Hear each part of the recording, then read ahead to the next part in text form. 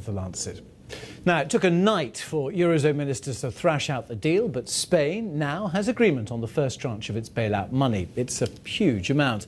The Eurozone ministers signed up to a loan of 30 billion euros. That's unlikely to be the end of it. The bailout could eventually be 3 times as much, up to 100 billion euros agreed last month. And the Eurozone has also given Spain until 2014, that's an extra year, to reduce its public deficit. Well, that might bring some relief for the Spanish people already struggling under austerity measures, but there's a group of miners who are far from happy about government cutbacks. They're walking hundreds of kilometres to Madrid to protest at cuts to subsidies in their industry. There have been violent protests and clashes with police in the mining towns, and the Spanish authorities are worried about what might happen when the miners reach the capital on Wednesday. Tom Burridge joined the miners on part of their journey. Their feet will walk 450 kilometres. They're miners marching along Spain's motorways. Their destination, the capital, Madrid.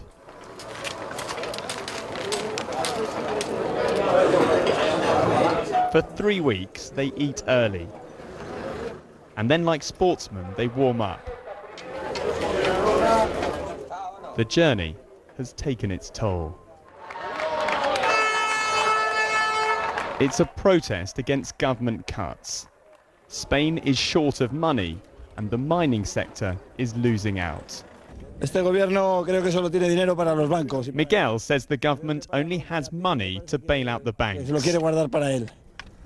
The miners' impressive journey has a European dimension. Spain, like other member states of the European Union, is under pressure to cut its subsidies to the mining sector. But the Spanish government has decided to speed that process up, cutting its subsidies by 2/3 next year. And that's why these miners have decided to march hundreds of kilometres to the capital, Madrid.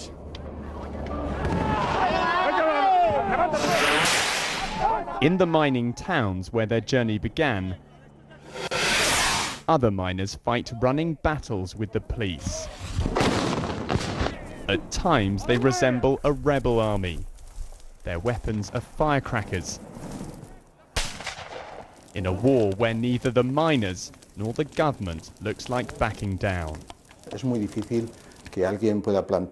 It's very difficult for someone to argue that the businesses in a sector with 4,000 workers should receive 200 million euros a year in subsidies.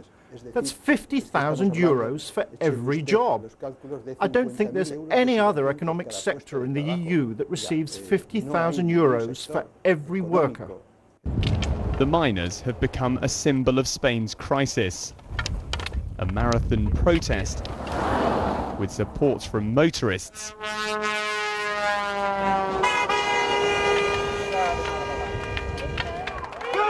and those in the towns where they rest overnight.